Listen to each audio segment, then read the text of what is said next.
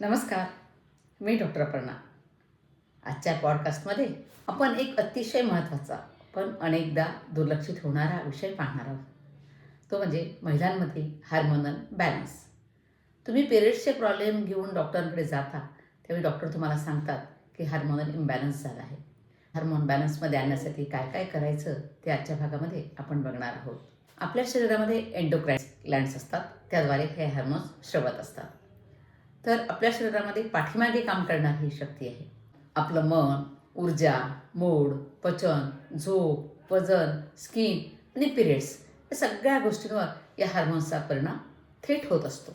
आणि आज मी तुम्हाला सोप्या, रोजच्या आयुष्यात करता येण्यासारख्या रुटीनबद्दल सांगणार आहे, ज्यामुळे तुमचे हार्मोन्स हळूहळू नैसर्गिकरित्या बॅलन्स होतात.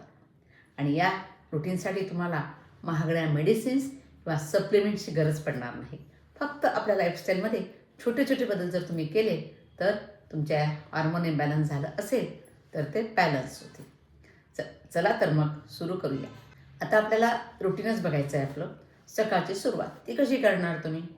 सकाळी उठल्याबरोबर आपला कॉर्टिसॉल अत्यंत ॲक्टिव्ह असतो.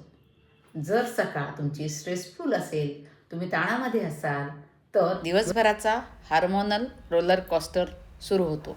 त्यासाठी मग काय करायचं बरं? सकाळी उठल्यावर एक ग्लास कोमट पाणी प्या.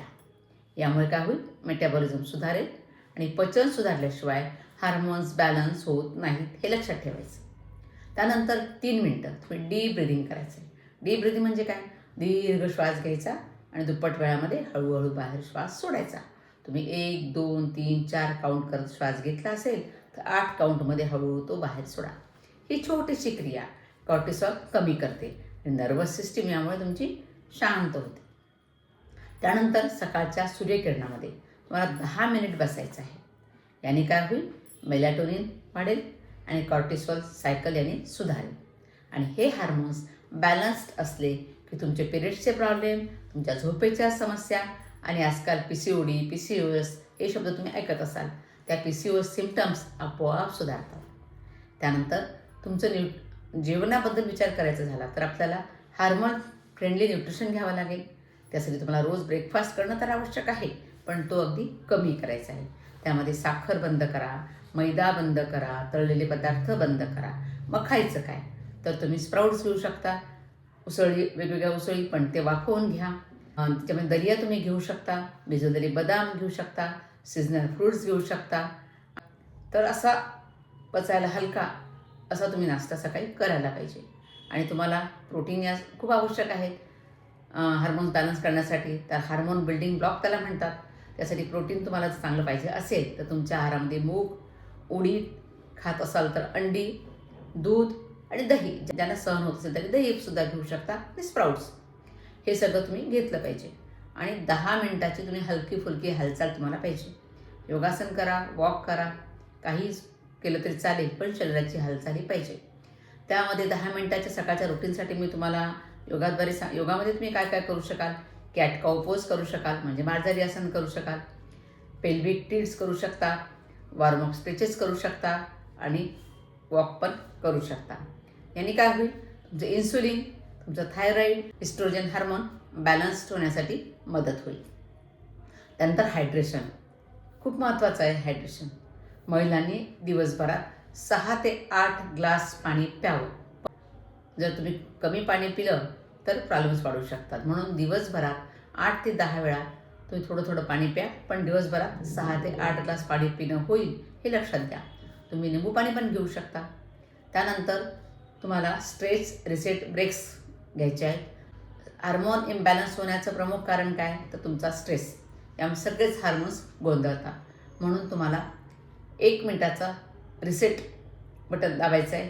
म्हणजे ते काय करायचं? तुम्हाला खोल श्वास घ्यायचा, खांदे सैल करायचे, डोळे बंद करून बसायचं, 30 सेकंद आपलं शरीर स्कॅन करायचं. डोळे बंद करून आपल्या शरीराकडे फक्त बघायचं. ही छोटी क्रिया हार्मोनला बॅलन्स्ड सिग्नल देते. शांत बसायचं, आपल्या शरीराचं अवलोकन करायचं. त्यानंतर दुपारच्या जेवणाकडे लक्ष द्या. याकडे लक्ष देणं गरजेचं आहे. काय जेवायचं, किती जेवायचं, कसं जेवायचं हे महत्त्वाचं असतं. ठरलेल्या वेळी जेवा, भूक लागेल तेव्हा जेवा. पोटाचे 4 भाग करा. 2 भाग अन्न, 1 भाग पाणी आणि 1 भाग रिकामाच ठेवा. अशा पद्धतीने तुम्हाला जेवायचं आहे. 1 भाग पाणी जरी म्हटलं तरी पाण्यामध्ये नुसतंच पाणी नाही, ताक असेल, पातळ भाज्या असतील, वरण असेल, डाळ असेल, याचं हे सगळं धरून तुम्ही 1 भाग पाण्याचा असू द्या. आणि 1 चमचा साजूक तूप रोजच्या जेवणामध्ये असू द्या. तेलाचं प्रमाण कमीच ठेवा. आणि यामुळे काय होईल, तुमचा आहार जर चांगला असेल, व्यवस्थित प्रमाणात घेतला, भुकेच्या वेळी घेतला, तर तुमचं डायजेशन चांगलं होईल.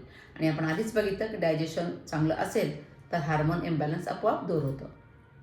त्यानंतर तुमची संध्याकाळ काय करायचं, 15 मिनिट वॉक तुम्ही संध्याकाळी घेऊ शकता.